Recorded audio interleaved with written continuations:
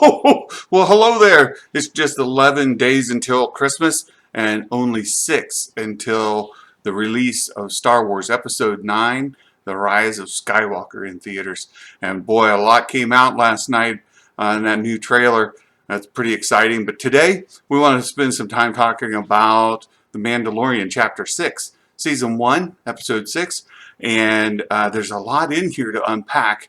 And just first of all, my initial impressions on the chapter is that it was an okay episode. Liked it well enough, and really on the second watching I picked up a lot more, and there's some things in here I'd like to share. First, just a quick discussion about chapter 5 and the cliffhanger at the end of that. We still don't know necessarily who that mystery character was at the end of chapter 5. There's a lot of speculation, and there are different camps of people who want to see different characters. Personally, myself, I'm really hoping that it's Cad Bane. That would just be fantastic. We had a live stream the other night on Reimagining Star Wars channel, and in there it was suggested, because the name of the episode, chapter 5, was The Gunslinger. And if you look back at Cad Bane in the Clone Wars animated series and Rebels, he is a gunslinger. He fits this space western theme perfectly. And for me, it would just be fantastic to see him in live action form. And so I'm rooting for it. We'll see how it turns out, though. So get back to chapter 6 here. It opens with the Mandalorian landing in a space station, which is the first time we've seen him land in a space station and kind of take his business into a space environment. We've seen him in space, but he's actually doing a transaction in space, and it kind of continues his arc as far as he started off in the guild. That's the way he made money. That's he's earning his income, and he's also on this quest to become, to get his crest, and he hasn't yet fulfilled that. So, in that sense, he's still on a journey of becoming a full Mandalorian. Of course, he is Mandalorian. He's not taking that helmet off, and that becomes a bit of a theme in this episode as well. They keep wanting to get behind the helmet, and we'll talk more about that as we go through. But we see him on this space station, and it sort of makes sense. He's with a independent kind of contractor guy, and they're after one of their cohorts that's been taken captive, and this is a chance for the Mandalorian to make some income. He's looking for ways to make income, and he ends up on this space station. And like I said, it was the second viewing that I picked up on a lot of this, and I found a website, and I'll share that with everybody. It's on Gizmodo. Gizmodo has a really good breakdown of the episode, and they talk about all the characters and the actors. So I'll just share some of that as we go through here, and I'll put the link to the Gizmodo article in the description. So if you all want to go read that, you can. So one of the first things that happens, he's talking to Rand, the guy with the big beard. He's talking to Rand, and that's played by Mark Boone Jr.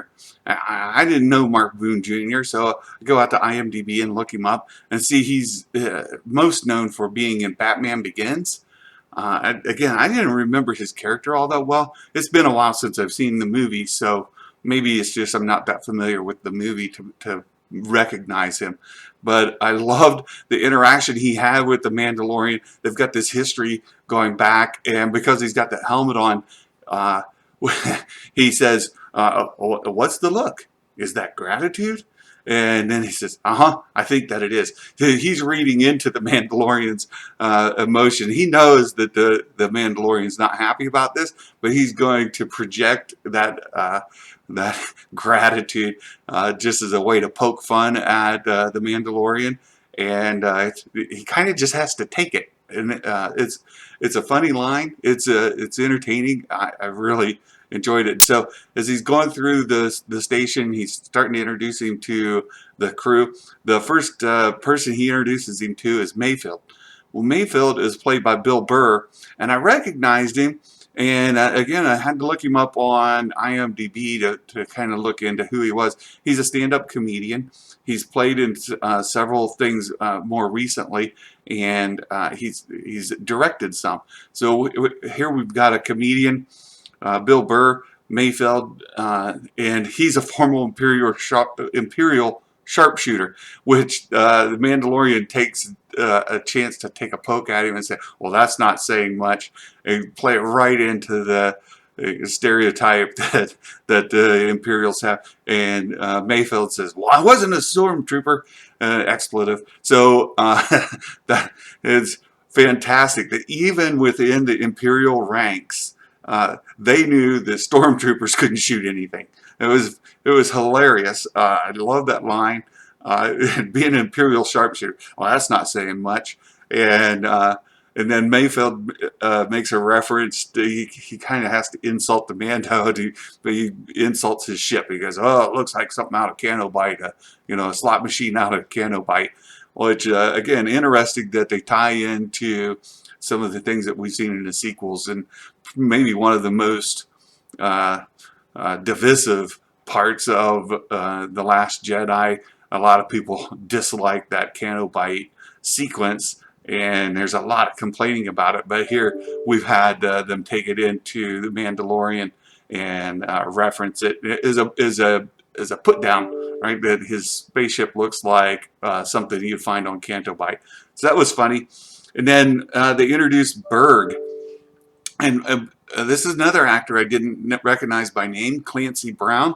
But when I looked him up on IMDb, he's very familiar. I've seen him in lots of things. He's known for being in different movies, but where the things that are more recent that people are more likely to recognize is he plays the voice of Mr. Krabs in SpongeBob SquarePants. And I thought, wow, that was cool. And he's currently filming. It's listed in IMDb as in production. He's filming that. But he also, here he's playing in this episode, he's playing a red character with horns. He played a red character with horns before. In Thor Ragnarok, he played Surtur, which was that like demon fire monster. So that's a nice reference as well. That they cast his character that way, and we see later when the Mando fights him that he uses fire on him, and he's impervious to fire. Fantastic references here. We've got actors that are being played off of very, very well. The next character they introduce is Xian or Xian. That's played by Natalia Tena, and she is somebody that I do recognize. She played Tonks in Harry Potter. I've been a big Harry Potter fan. I love the books. I've listened to the audiobooks and love the movies. And Tonks is the character who changes her hair color. She marries one of the Weasley boys, and her character is one I'm familiar with. And when I went back and watched it the second time, I could actually see that, oh yeah, that's her. I recognize her. So again, a well-known actor. We've got here Bill Burr, Mark Boone, Clancy Brown, Natalia Tena, and then the next one is K9 known as Zero, the droid.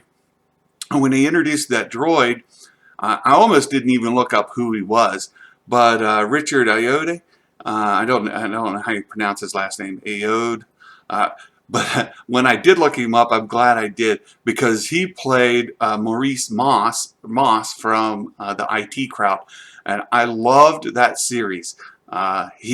He played, and when you listen to the actor again, go the second time through, and you hear that droid, you can definitely hear Moss. A lot of the things that Richard, his British accent is very clear. His actions, his mannerisms reflect that character very well. And I got to thinking about, here you've got Maurice Moss and Bill, oh shoot, who's the, Bill Burr.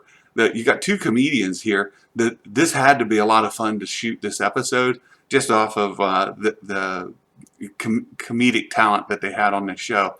Of course, Amando's not a big fan of droids, and so he doesn't take up with him. But again, it was kind of fun to hear Zero talking, knowing that it was Moss from the IT crowd. Uh, so as they're traveling through space, they're on their way on their mission, and they're in hyperspace travel. They've got some downtime. They start really wanting to get under the Mando's helmet. They make fun of him, and Xeon says, "This is the way," making fun of him. And then they try to make a deal of it, and they try to force the helmet off. That doesn't go well. And then that comes up later as well when they're fighting on the station, and Burr tries to just rip it off of his head. That doesn't work either. So the Mando still maintained his oath, or that tenet of the Mandalorians, to never remove your helmet to an enemy. So here we have they land on the planet, or on the station, the confinement barge there, and as they're going through there, it's supposed to be manned entirely by droids, which is why the Mando doesn't mind going on it. He doesn't like droids, as we mentioned, and there's some fantastic scenes on that vessel. But the next person that they encounter, that Imperial officer, again, I found this in the Quizmodo article. That Imperial officer is Matt Lanter. And Matt Lanter played Anakin Skywalker in the Clone Wars, and he's one of my favorite Anakin Skywalker characters. When you look at who has played Anakin throughout all the franchise, Matt Lanter is one of my favorites. In fact, because of the Clone Wars, it made it easier for me to enjoy the prequels more. That Clone Wars animated series. So Matt Lanter is your Imperial officer. That was a lot, or I mean, he's the New Republic officer. That's a lot of fun. Too bad he dies. And there was a fun little joke in the Quizmodo saying, "Poor Anakin dies again." But so that was sort of funny. But it was kind of fun to get to see Matt Lanter. And then they release the other Twi'lek. It's Xion's brother, Quinn. And Quinn was played by Ismael Cruz Cordova. And I don't know him from anything, but Quizmodo pointed out that he once played a character on Sesame Street named Mando. So that's fun. Here we've got another Mando in Mandalorian. Of course, it was from Sesame Street, but that was the character he played. And Quinn is released from there, and they go through the ordeal where they throw the Mandalorian into the jail cell, and he has to escape. And again, the action sequence that happens there. As he's going through, he takes out one by one the crew. There were 5 of them total, and he takes out all 4 of the others, or the 3 others, and then Yoda, or the Yoda Baby, is on the Mando's spaceship with Zero, right? The droid. So Mandalorian has taken out 3 of the 4 of his co-crew that were there on the mission. He's captured Quinn, and we don't know that he's bringing him with him at this point, but we find out that he does. He's captured Quinn. He brings him on, but Yoda's playing a game of cat and mouse with Zero, and it comes across that this Yoda Baby, as we've named him to this point, he's 50 years old. He's a bit smarter than he looks. He does a real good game of cat and mouse with this droid, kind of leading him around.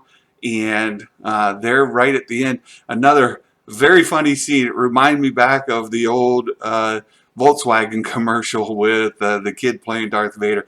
The Yoda Baby is using the Force with Zero, and all of a sudden Zero's head just explodes, and he looks at his hand like, "Whoa, did I do that?" And you see, of course, Mando's on the other side and had shot him with the blaster. So that was a funny callback as well. Again, this had to be a lot of fun to shoot this episode, just to be on the set. It had to be just a lot of fun to be part of that. And so they get back to the space station, and the Mandalorian releases Quinn, gives him over to Rand, and as he's leaving, Rand orders that they execute the Mandalorian as he's leaving. But Quinn finds out he's got that tracking beacon on him from the prison barge, and all of a sudden, X-wings appear out of hyperspace, and lo and behold, who are our X-wing pilots? We've got 3 X-wing pilots. It's it's our directors that have been a part of the Mandalorian. We've got Dave Filoni, and the fun part about Dave Filoni, he's the first one that we see. His pilot name, and again, you gotta look it up. They don't never say it in the show, but his pilot name is Trapper Wolf. And if you know Dave Filoni, he was involved with creating the Loth Wolves in Rebels, and this wolf theme comes through. It's a really cool that his pilot name is Trapper Wolf. We've got Rick Famuyiwa, and again I can't pronounce his last name, but he plays Job Dodger. He was the director of this episode. He's the second pilot. The third one is Deb Chow. Deb was very popular for the episode that she generated. Might be the most popular episode of Mandalorian this season. Deb, and people are looking forward. She's going to also be directing the Obi-Wan series on Disney Plus. So Deb Chow is Sash Ketter, the third X-wing pilot, and they go in and they take care of that space station, tracking that beacon down. And they saw that attack vessel was coming out, so they fired on that station. And as the Mando's leaving, he goes into hyperspace. He pulls off that ball off of the thing that the Yoda Baby likes to play with, and he tells him, "I told you that was a bad idea." But again, funny. He's been having these conversations with the Yoda Baby as if he's older. But of course, 50 years old is pretty old. And like I said, I think that they're kind of insinuating that he's a little smarter than an infant at 50 years old. He's a little smarter, a little wiser than you may just pick up on. And then at the very, very end, we see that the Mando didn't kill anybody, and he put them all as prisoners on that prison barge. So that's the episode in a nutshell. I enjoyed it, and then on the rewatch and seeing these characters, knowing who they are, it's packed full of fan service, right? That we've got a lot of people in this episode that are recognizable actors. And perhaps my favorite now is the New Republic officer being Matt Lanter.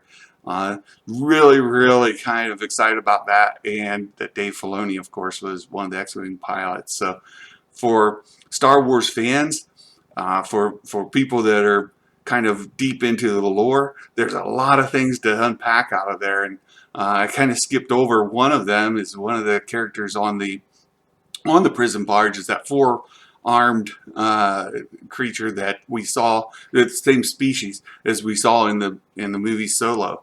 And just a little bit of trivia in there is that was voiced by oh shoot, the other big actor that we have now in the Star Wars franchise. So or director in the Star Wars franchise. It's just a small little noise that he makes. So you wouldn't know it if they didn't say it. But anyway, it's fun.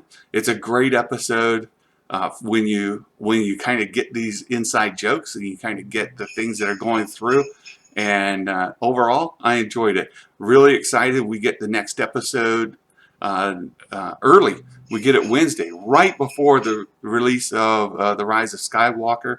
It comes out Wednesday. We'll get it overnight, Tuesday to Wednesday, and then the very next day The Rise of Skywalker comes out. And reportedly there is a preview of The Rise of Skywalker attached to this next episode of The Mandalorian. So we only have 2 episodes left, and I enjoyed talking about this with y'all.